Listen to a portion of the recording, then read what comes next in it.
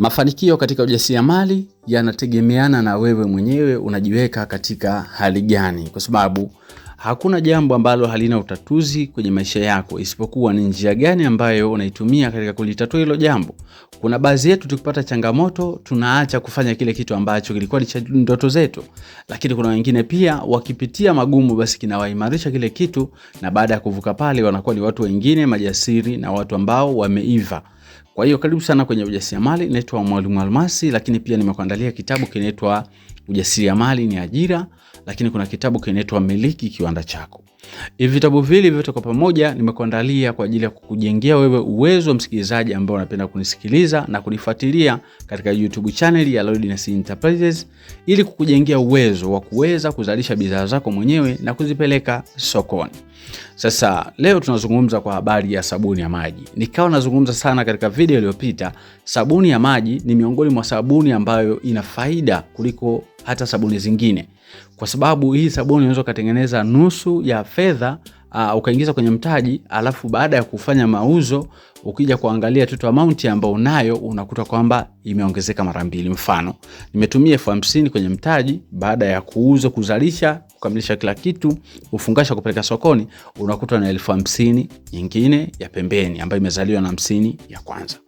Sasa haya ni mambo ambayo yanawakwamisha zaidi wajasiriamali ambao wanapenda kulalamika. Sikiliza msikilizaji. Kuna mtu mmoja akaniambia katika madarasa ya WhatsApp, akaniambia, mwalimu, mimi naweza kutengeneza sabuni nzuri sana, ila changamoto yangu mimi nimesoma, mimi nina elimu nzuri, lakini changamoto ya marafiki zangu ambao nimesoma nao, watanichukuliaje wakiniona mimi nimeshikana na madumu napeleka kwa mteja, au nafanya sales niko na madumu mkononi? Nikamshauri nikamwambia, maisha ya kwako ni ya kwako, sio ya marafiki zako. Kwa hiyo ikiwa kama utaendelea kuangalia marafiki zako, sahau kuhusu maendeleo yako binafsi, kwa sababu maendeleo yako binafsi yanaletwa na wewe mwenyewe mhusika. Nina imani msikilizaji, hata wewe hapo una watu ambao wanakuzunguka. Kuna wakati ukitamani kufanya jambo zuri kama hilo, labda uzalishaji wa bidhaa kama hizi, unaanza kufikiria vipi kuhusiana na watu ambao wananizunguka, watanionaje? Kikubwa nataka nikushauri siku ya leo, kikubwa ni kazi halali na ni ajira ambayo inaweza kukutengenezea pesa nyingi ikiwa utaamua kujicommit na kuisimamia vizuri. Biashara sabuni, sikiza msikilizaji, nikwambie kitu. Hakuna familia ambayo haitumii sabuni ya maji.